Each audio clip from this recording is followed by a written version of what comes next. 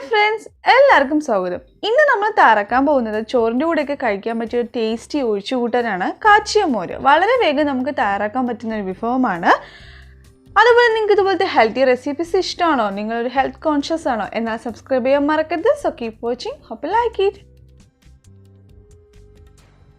കാച്ചിയ മോര് തയ്യാറാക്കാൻ വേണ്ടിയിട്ട് ഞാനിപ്പോൾ ഇവിടെ 2 കപ്പ് തൈര് എടുത്തിട്ടുണ്ട്. ഇനി നമുക്ക് നന്നായിട്ടൊന്ന് ബീറ്റ് ചെയ്തെടുക്കണം. നിങ്ങൾക്ക് വേണമെങ്കിൽ ഇതുപോലെ ബീറ്റ് ചെയ്യാം, അല്ലെങ്കിൽ മിക്സിയിൽ ഇട്ടിട്ട് ജസ്റ്റ് ഒന്ന് അടിച്ചെടുത്താൽ മതി. അപ്പോൾ നല്ല സ്മൂത്തായിട്ട് വരും. ഇപ്പോൾ തൈര് നന്നായിട്ട് ബീറ്റ് ചെയ്തെടുത്തിട്ടുണ്ട്. കണ്ടോ, നല്ല സ്മൂത്തായിട്ട് വന്നിട്ടുണ്ട്. 1/2 ടേബിൾ സ്പൂൺ വെളിച്ചെണ്ണ എടുത്തിട്ടുണ്ട്. എണ്ണ ചൂടായി വരുമ്പോൾ അതിലോട്ട് ഞാൻ 2 ചെറിയ ഉള്ളി ചെറുതായിട്ട് അരിഞ്ഞത് ആഡ് ചെയ്ത് കൊടുക്കുകയാണ്. അതോടൊപ്പം തന്നെ ഒരു ചെറിയ പീസ് ഇഞ്ചിയും ചെറുതായിട്ട് അരിഞ്ഞത് ആഡ് ചെയ്യുവാണ്. ഇനി നമുക്കിതിലോട്ട് 2 വെളുത്തുള്ളി ചതച്ചത് ആഡ് ചെയ്ത് കൊടുക്കാം. അതോടൊപ്പം പച്ചമുളക് 3 പച്ചമുളക് നീളത്തിൽ അരിഞ്ഞതും കൂടെ ആഡ് ചെയ്യുവാണ്.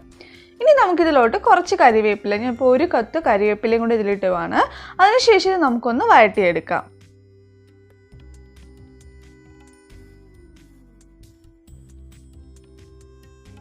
ഇപ്പോൾ വഴണ്ട് വന്നിട്ടുണ്ട്. ഒരുപാടങ്ങ് വഴറ്റിയെടുക്കേണ്ട, ജസ്റ്റ് ഒന്ന് വാടി വന്നാൽ മതി. ഇനി നമുക്കിതിലോട്ട് 1/2 ടീസ്പൂൺ മഞ്ഞൾപ്പൊടി ആഡ് ചെയ്ത് കൊടുക്കാം.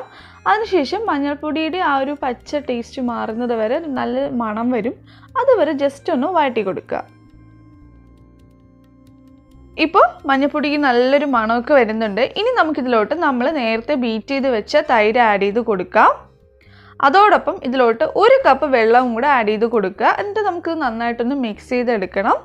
അതിനുശേഷം നമുക്ക് ആവശ്യത്തിന് ഉപ്പും കൂടി ഇതിലോട്ട് ആഡ് ചെയ്ത് കൊടുക്കുക.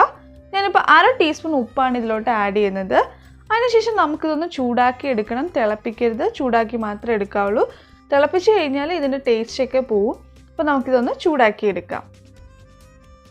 ഇപ്പോൾ ചൂടായി വന്നിട്ടുണ്ട്. ഇത് നമുക്കിനി ഓഫ് ചെയ്ത് മാറ്റി വയ്ക്കാം. ഇനി നമുക്ക് കടുക് താളിക്കാം. അതിന് വേണ്ടിയിട്ട് ഞാനിവിടെ കുറച്ച് വെളിച്ചെണ്ണ എടുത്തിട്ടുണ്ട്. എണ്ണ ചൂടായപ്പോൾ അതിലോട്ട് 1/2 ടീസ്പൂൺ കടുക് ഇട്ട് കൊടുക്കുകയാണ്. കടുകൊക്കെ ഇപ്പോൾ നന്നായിട്ട് പൊട്ടി വരുന്നുണ്ട്. ഈ സമയം നമുക്കിതിലോട്ട് വറ്റൽമുളക് ആഡ് ചെയ്ത് കൊടുക്കാം. 2 വറ്റൽമുളക് 2ആയി മുറിച്ചതാണ് ഇട്ട് കൊടുക്കുന്നത്. അതോടൊപ്പം 1 പച്ചമുളക് നീളത്തിൽ അരിഞ്ഞതും കൂടെ ആഡ് ചെയ്ത് കൊടുക്കുക. ഇനി നമുക്കിതിലോട്ട് 1/4 ടീസ്പൂൺ ഉലുവയും കൂടെ ആഡ് ചെയ്ത് കൊടുക്കാം. അപ്പോൾ നമ്മുടെ കാച്ചിയ മോരിന് പ്രത്യേക ടേസ്റ്റ് കിട്ടും. അതിനുശേഷം ഉലുവയും കൂടെ നമ്മൾ ഒന്ന് ജസ്റ്റ് വഴറ്റി കൊടുക്കുക. ഇപ്പോൾ ഉലുവയും നന്നായി വഴണ്ട് വന്നിട്ടുണ്ട്. ഇനി നമുക്കിതിലോട്ട് കറിവേപ്പിലയും കൂടെ ആഡ് ചെയ്ത് കൊടുക്കാം. ഞാനിവിടെ 1 കൊത്ത് കറിവേപ്പിലയാണ് ആഡ് ചെയ്യുന്നത്. ഇനി നമുക്കിതിലോട്ട് 1/4 ടീസ്പൂൺ മുളക് പൊടി ആഡ് ചെയ്ത് കൊടുക്കാം.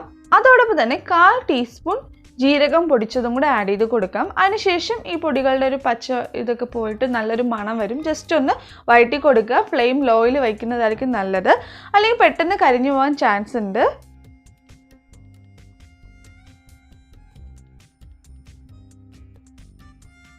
ഇപ്പോൾ നന്നായിട്ട് വഴണ്ട് വന്നിട്ടുണ്ട്. ഇനി നമുക്കിത് നമ്മുടെ കാച്ചിയ മോരിലോട്ട് ആഡ് ചെയ്ത് കൊടുക്കാം. ഇനി നമുക്കിത് കുറച്ച് നേരം ഒന്ന് അടച്ചു വയ്ക്കാം. അടച്ചു വയ്ക്കുമ്പോൾ നല്ല ആ ഫ്ലേവറൊക്കെ അതിൽ നന്നായിട്ട് വരും.